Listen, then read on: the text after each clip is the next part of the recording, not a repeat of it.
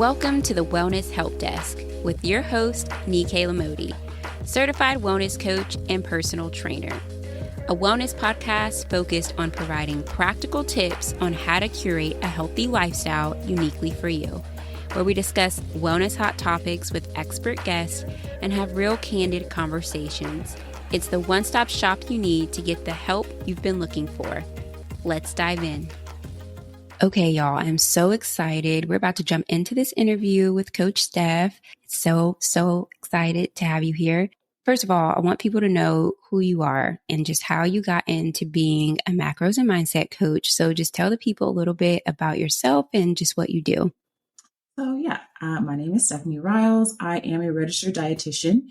And so I went to school for nutrition, ended up graduating from an internship, and then I went into clinical practice. That was not feeding my soul as much. I love science. I love to learn about that kind of thing, but I wasn't having the impact that I wanted to have. I do have a background in, I played college basketball. So fitness has always been a thing for me. And I was on the internet and I saw like women promoting like health. And I was like, hey, how are you like making money from this? Like, how is this your job? And so I kind of got into it by just posting on the internet and just like doing like free challenges and things like that. And I really describe it as like me following the crumbs or the whispers of life, of like just following my intuition, what naturally increased my energy level. And I just love helping women to be their highest and best self. And because I have a skill set in nutrition, it just kind of goes hand in hand. But what I do is really life coaching and nutrition coaching. And I love it. I love my job. So that is so awesome.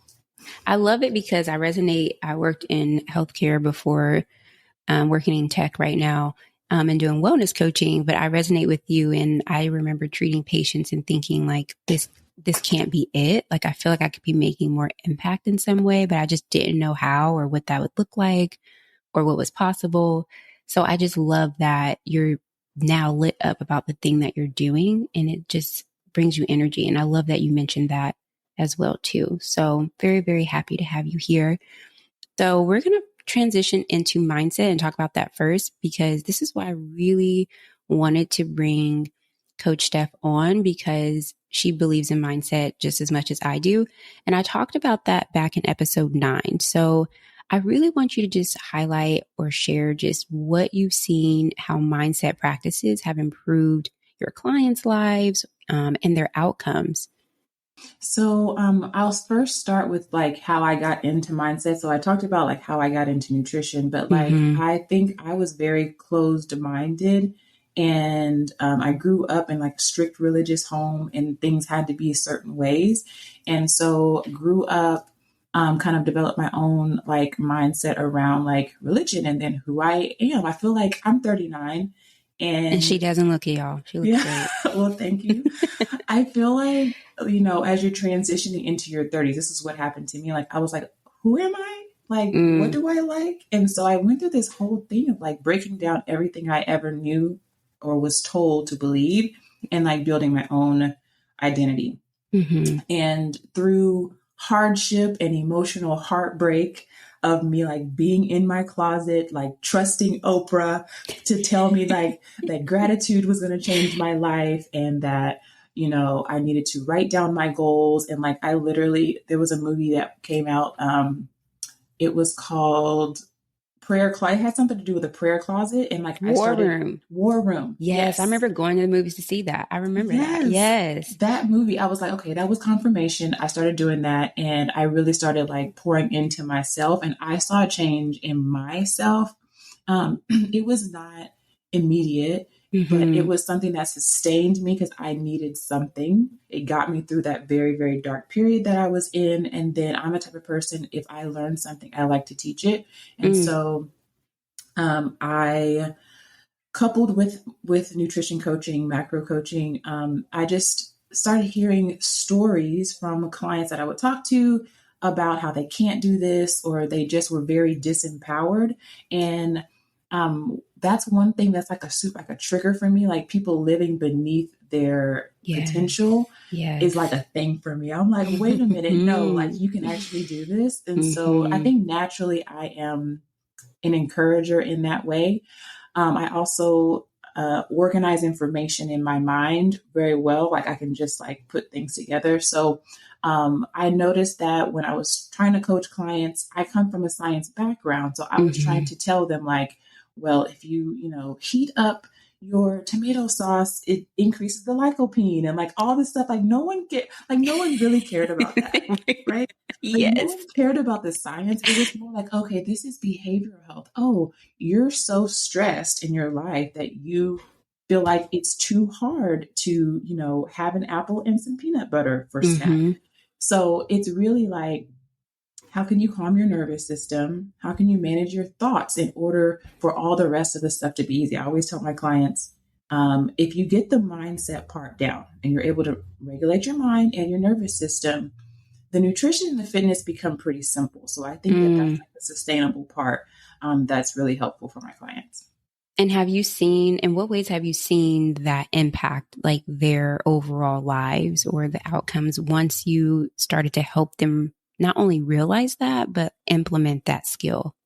Yeah, so it's so different for everyone. So I think like I mentioned, it's really like life coaching and nutrition coaching. So there's a lot of stuff that we coach on that sometimes has quote unquote nothing to do with nutrition, but it is impacting them in certain ways. And so one of the big things is like their self efficacy, right? Their ability to believe that I can actually create this goal and then keep it because they've tried so many things in the past and they did it for a little bit and then they went back to old habits. And so like this a big imposter syndrome. And we actually talk Yeah. about that in my curriculum of like, you can't continue to identify with that girl. You have to look forward and think of yourself as who you're becoming and be really intentional about that. So I've had clients who came to me. I just offboarded one of my clients who we were kind of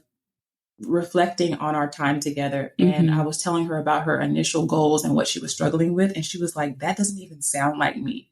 Like we were like, this does not even sound like you. Like the goals, the fear that she had about like self-love and not like being seen. She would hide all the time.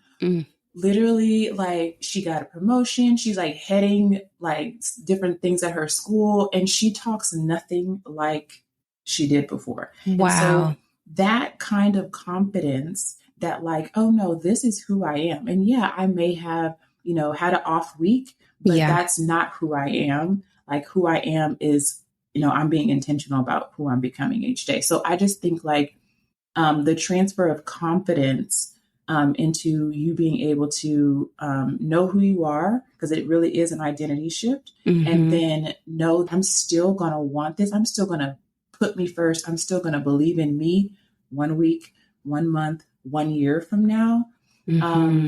But not letting that get you too overwhelmed, still staying in the present moment. Because I always tell them like the future is fake, right? The future actually never comes. So if you can just say right now, like I can, I am putting myself first and this is what I want right now. That's all you really have to worry about, right? It's just being intentional in this moment. So I hope I answered your question. No, you did. Because essentially, I think that people think it's just the tangible thing. But what you are describing is a shift in their identity. And that is influencing the actions that they're taking in their life, which is affecting not just what they came there for, which is probably to help with their nutrition or their physical health in some capacity, but it's changing their whole life, which is also influencing those things that they came for. So it's so powerful how mindset can do that for you. It's not just positive affirmations and like telling yourself good things, but it's deeper than that. And the shifts that happen in people are the identity shifts. And I don't think people realize that sometimes our identities are ready to die, but we're not doing the work or have the awareness that it's time to stop resisting that, to embrace the new identity that is trying to evolve and to grow. And I think that that's powerful. And just even you mentioning that she got a promotion and she's leading so many things at her school, it just makes me think about how that is showing up, that's affecting how she's showing up in the world and then impacting people around her. So the work that you're doing is literally not just helping them, but the people in their lives that they come in contact with, which I think is amazing. Yeah, for sure. Yeah. So what's one like mindset practice that you swear by for yourself or for your clients? One of the simplest things, this is one of the things that they absolutely love is I send them like short clips in the morning. So part of was what I call your power hour. And in the power hour, which is really not even an hour, it's like 10 minutes or less, I want them to adopt a practice of mastering their morning. So we start out with like just a few minutes in the morning. And I'm like, okay, if you can give me a few minutes in the morning, that might mean that you might have to wake up 10 minutes earlier, but give yourself the first and like your best energy in the morning.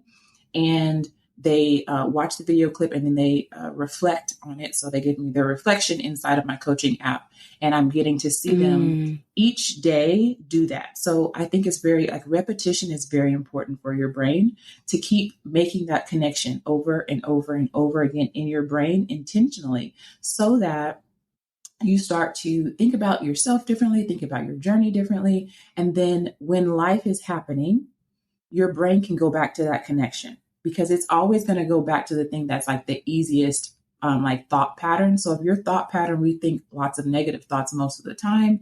And when life starts to shake you up, your brain's going to go back there. But I need you to intentionally create those patterns of thinking intentionally, like intentional thought creation, so that when life is happening, you can go back to that a little bit more simply. And so it's really about like changing how, like, can you catch your self-sabotage in the moment? Like, okay, that's that thought.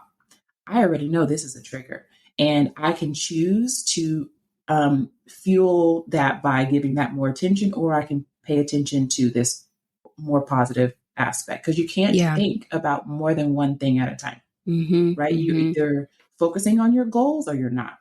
So I think just the power hour, just really mastering your morning has been a big thing. And for some of my clients who come to me who are very overwhelmed, they may have lots of kids, they have lots of work stuff going on. I'm like, I don't care what you eat. All I want you to do for the next like 2 or 3 weeks, I just need you to be really consistent with the mindset, because trying to give them other things to do is overwhelming and it's too much. So I find that if we can master that in the first 4 weeks, then the rest of our time together is really simple. I love that. Like, it's so crazy, even just how an hour of time just investing in yourself in terms of even just your mind is so impactful for everything else you're going to do, whether it's weeks or months to come.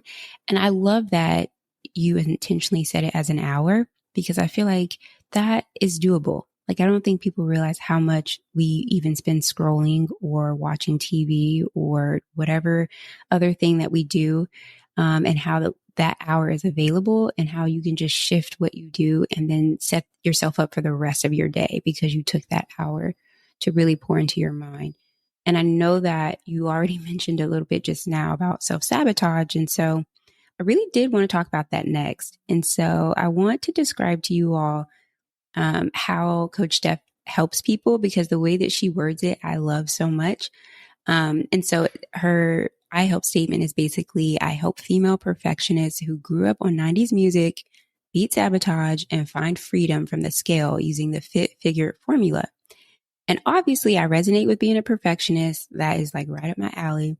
And I want you to try and explain or just provide insight to people who are listening that aren't familiar with self-sabotage, what that is, and just how it can affect someone's health and wellness journey that they're striving for.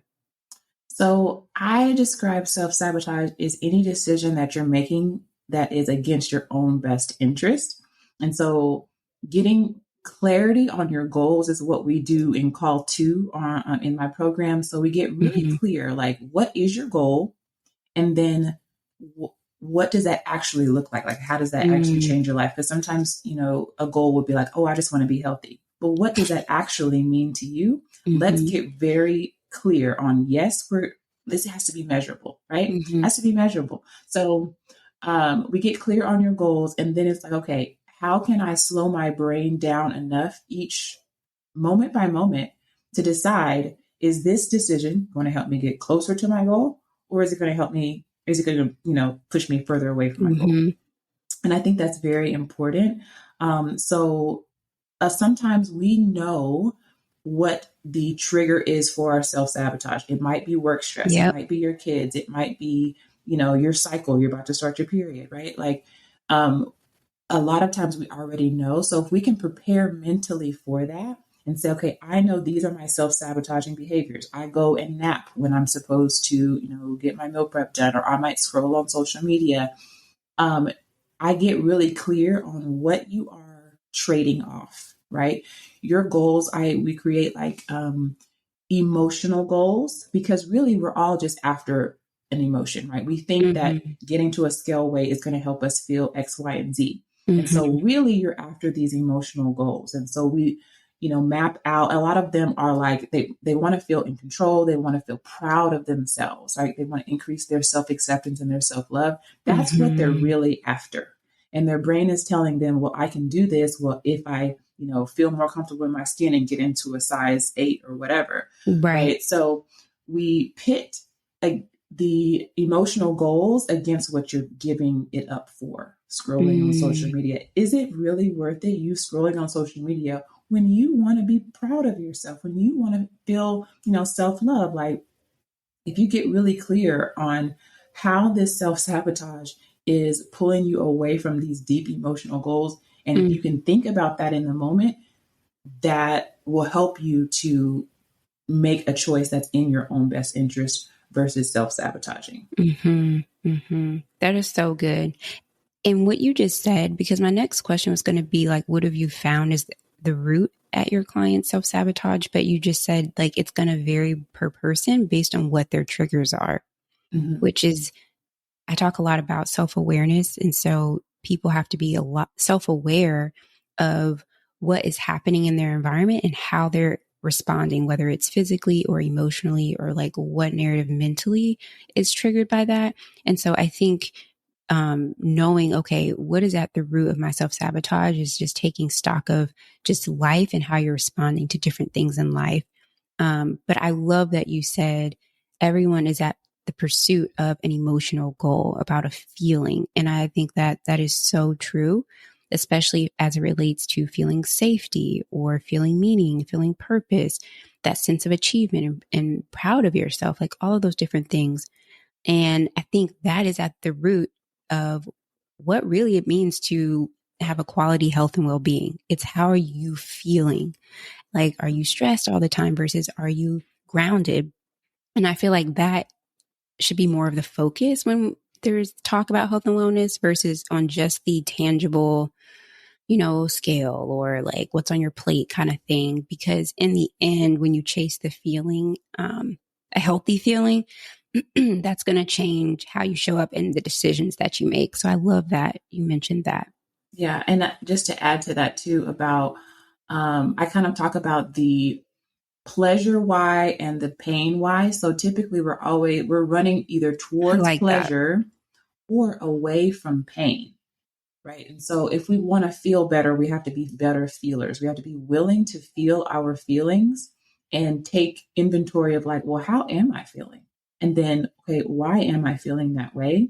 And that requires some stillness. And I say a lot on Mm-hmm. coaching calls, um, silence is okay here. Like, I give them permission to Yes, I just love that. be quiet and just like feel for a second, because they have Mm-hmm. a tendency to, as soon as I ask a question, they start talking, talking, talking, and they're really rambling from their brain. And I'm like, no, I just want you to feel first. So sometimes, like, one of my clients is really good at this. We'll just sit there. I'll just look at her for like 2 minutes. We're just like looking at each other. She's just kind of feeling how she's feeling. And then she's able to articulate that a little bit better.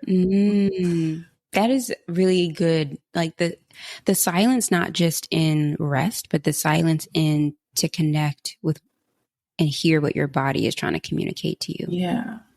We And don't do then, that enough.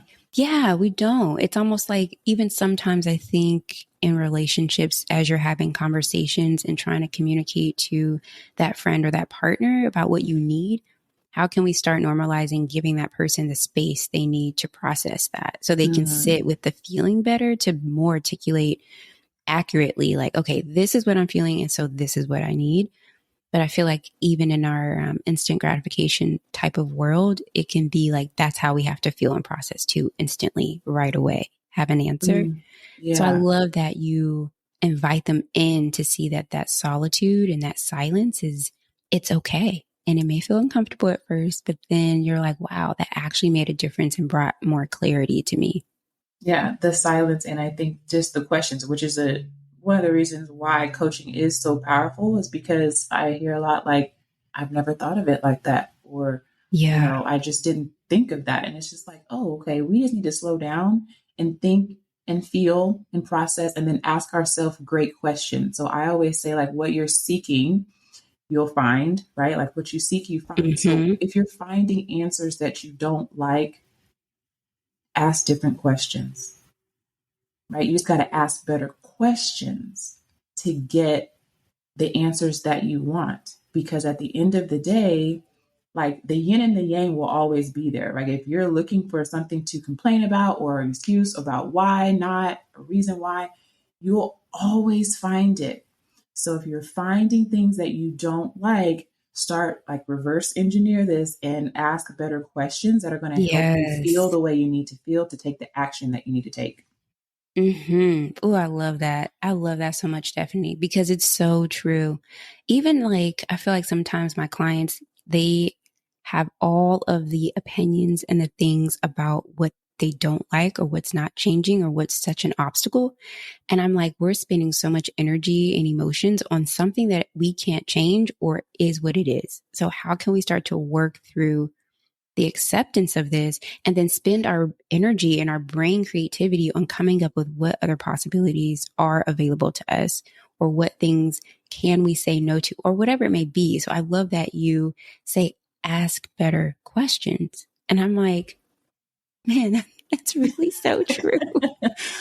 I was just saying, like, I can even think of times when I went on a whole venting thing and my therapist asked one question in a different way and it completely blew my brain. Like, I was like, whoa, I didn't think of it like that. Yeah, I one of the things that I always tell them is number one, you're never behind. So we're not behind anything, even though I have curriculum, but you're not behind my curriculum. This is about your life. Number one. Mm, Number two, um, if it's not impossible, right? If you think of your goal and you're like, okay, this isn't impossible, then that means it's possible. So that means all our job is to figure out and spend more brain power thinking about how it is possible, and everything is figure outable, right? We're going to outer space for absolutely no reason at all right now. You can figure out how to eat well and how to feel well and how to like be intuitive. Like we can figure this out. So if it's not impossible, it's possible. So let's figure it out. I love that. And ever since I got introduced to mindset work, when it, for me as well, I was in a really low point in my life. There was a lot of transition happening and did a lot of same things with you. I was in a closet a lot too.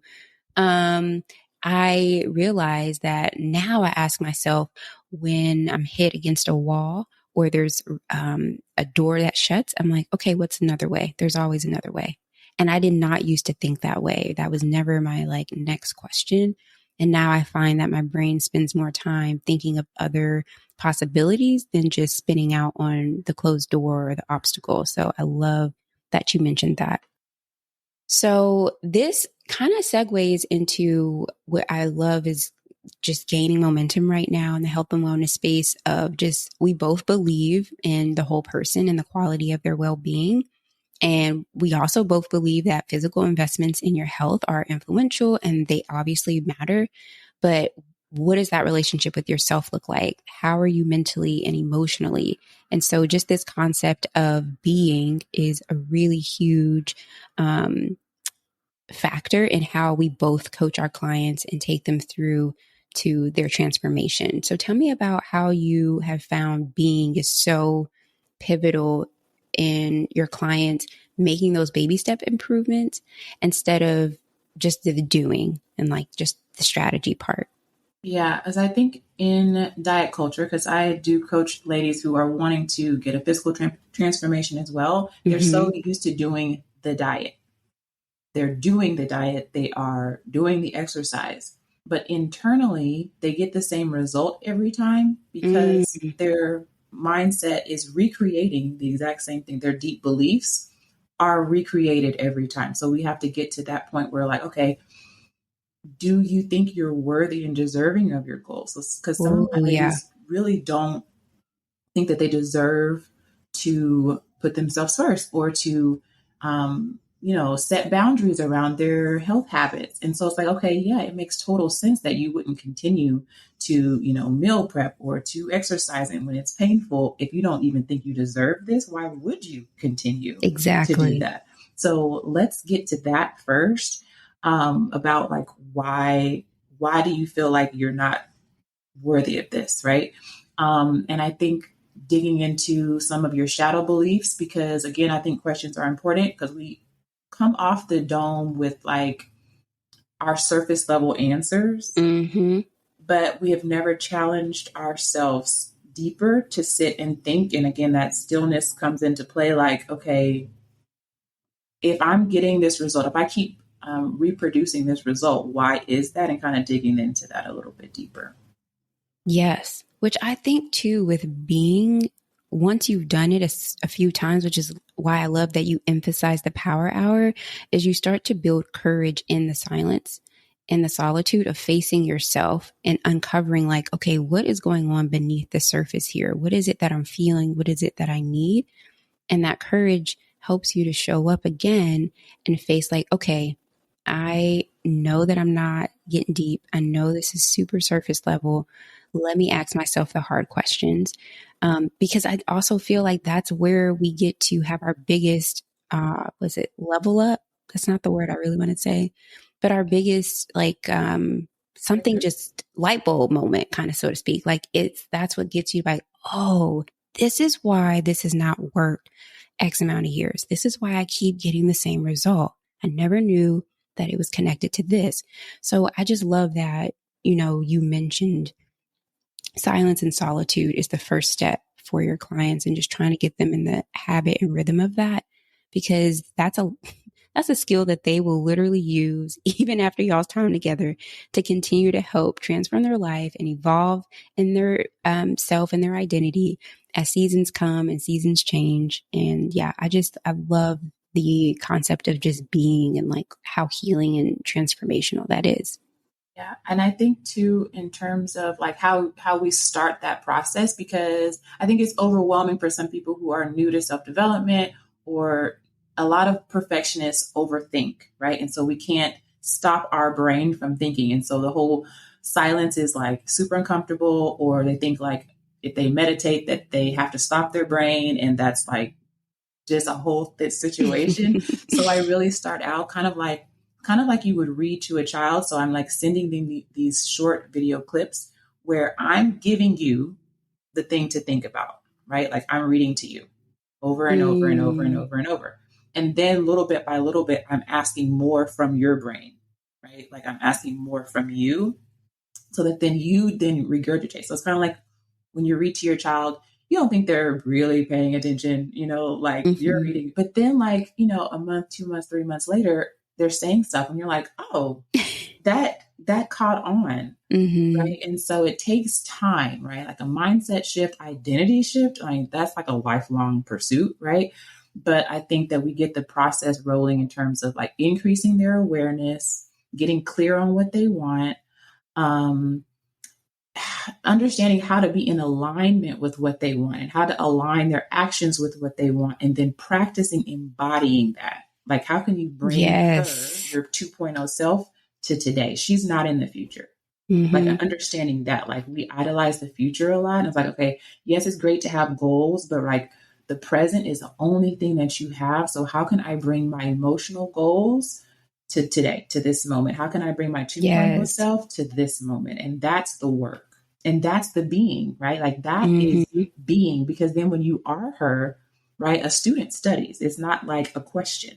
right, a student study. So if you want to be that person, then you already encompass like the habits and the things that you're going to do because you are that person. So I think it's just like a reverse of diet culture kind of. Yes, this is so good. Like, y'all, this is so good. And okay, I'm going to say this last point and then we'll move on. But I love that you said practice because in the mindset episode I talk about growth mindset, and it's really accepting that things you practice and you learn, things are experiments. It's not a black and white, which is where fixed mindset tends to lean. And I love that you said that these are skills you're acquiring and you continue to practice. Like you just don't arrive after X amount of time. So I love that you mentioned that. So we talked about a lot so far today, and I feel like we still could talk about a lot. Just even like us going back and forth and you sharing some of the things that you did. I'm like, have light bulbs going on in my own head. But what are three like practical tips on how someone who's listening right now, they're like, how can I start this process of being in my own life or investing in my mindset in order to support myself on my health and wellness journey, whether they're trying to lose weight or they want to have a better relationship with food or make more healthier meals, whatever that looks like for them. What are three practical tips that you would recommend for them? I would say number one, you have to get clear on what you want. So Yes. your goal is going to dictate your actions and what thoughts you need to think. So, what do you want? And just in that, you can spend a while actually getting really clear on what you want from an emotional standpoint, how you want to spend your time on this earth, how you want to feel. Like it's just a whole thing. So, really get clear on what you want. Then, number two is just like, okay, how can I move 1% closer to that today? Yes, I You love don't have that. to be 0 to 100. How can I move closer to that? And how can I just practice that 1% every day and not take on all the things? And then I think it's really important as you're practicing getting closer to your goals and managing your thoughts is surrounding yourself with the thoughts and energy of um, just a higher level of thinking. So, one thing that I do in the morning as part of my power hour, I go and drop my son off in the morning, and then Mm-hmm.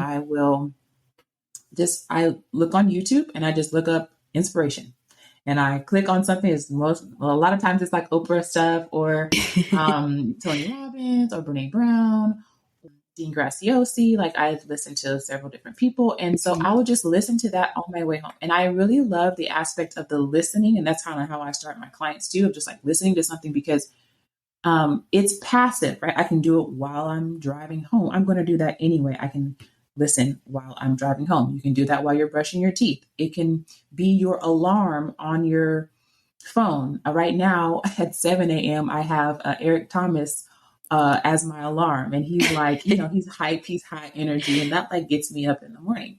So so just to recap, so getting clear on what you want, how can you get 1% better? And then put yourself in the energy of having that, put yourself in the energy of like higher vibration thinking and like really noticing your thoughts. And again, just asking yourself better questions, being willing to think and feel. And then follow the crumbs, like follow life's whispers when you're in those moments where you are listening and your intention is to better yourself and to get closer to your goals. When the student is ready, the teacher will appear. So you will find the next step as you're going along the journey. Intuitively, you'll find your next step and like, okay, I think this is what I need to do next. And you just go. It's not a situation where you see from point A to point Z sometimes. Sometimes you have to intuitively follow, which means stillness, paying attention to how you feel. Right? It's like a cycle Mm-hmm. and goes back to what we talked about earlier. So good. And I even think when you said this is why it's important when you're following the crumbs and you are intuitive, like this is the next step. That's why it's so important to do the first thing and be clear on what you want, because then that will be just affirming So you what, recognize it. yeah, you're like, Yeah. wait, I know this is what I want. This is an opportunity that's arise. Yes, I'm moving forward. It's like you don't need to spin out about it because you're so clear on what you want, which also helps you say no to the things that pop up in life that you choose not to give energy to, or you choose not to give your time to, because you're so clear on what it is that you do want. And you've been spending time in that high level thinking and being aware of your thoughts and being intentional about what you are focusing your mind energy to. So I love that so much. Okay. So obviously Coach Steph is amazing. She's an amazing person in real life, but all that she shared, if you are like, I need this in my life, I need someone to come in and help me work through what I've been trying to accomplish and I haven't been successful on my own. Where can people find you, Coach Steph, if they really want to reach out or just want to get more of your trainings or your teachings or anything like that? So I hang out on Facebook most of the time. So you can find me in the Fit Figure Formula Facebook group. It is a group for perfectionists where we can find a guide for our mind and our body. So that's where I hang out the most inside of my Facebook group. But I'm also on Instagram as Stephanie_Riles_coach. And I'm going to start going live on Instagram a little bit more. But I hang out. Yeah, since I'm already doing lives, I do lots and lots of trainings, lots and lots of lives inside of my Facebook group. I'm going to start transferring that over into Instagram as well. And I will be open for one-on-one coaching and for group coaching. I'm starting a new group in January 2023, and I'm super excited about it because the sentiment is really about being your highest and best self and being in that community support of other women who are on this journey, and just, creating and curating a emotional support, physical support, coaching. So I'm very excited about that. So yeah, that's how you can find me. Perfect, y'all. And I have done, I think it was last year, I did a joint live with Stephanie in her Facebook group. It is popping. Like, people are in there really talking to each other, and it's just amazing the difference that community makes when you realize you're not alone, and you also realize that people want better too, just like you want better. And so that helps so much. So thank you so much, Coach Steph, for coming on the Wellness Help Desk, providing so many knowledge bombs. I promise this is an episode you would want to listen to more than once. And thank you so much for just sharing so much wisdom with us too as well. Yes, I'm so happy to be here. Thank you so much for inviting me, and I can't wait to be back. Yay! Thank you all for listening to the Wellness Help Desk. That's it for today's episode. Thank you for listening in. If you enjoyed the episode today, head over and leave me a review. This helps others find the podcast and be one step closer to curating their healthy lifestyle. Come connect with me over on Instagram at Nike_Lamodi. And if social isn't your thing, join my beautiful newsletter community via the link in the show notes. To learn more about exclusive one-on-one wellness coaching, head over to randawellness.com. As always, remember to give yourself grace.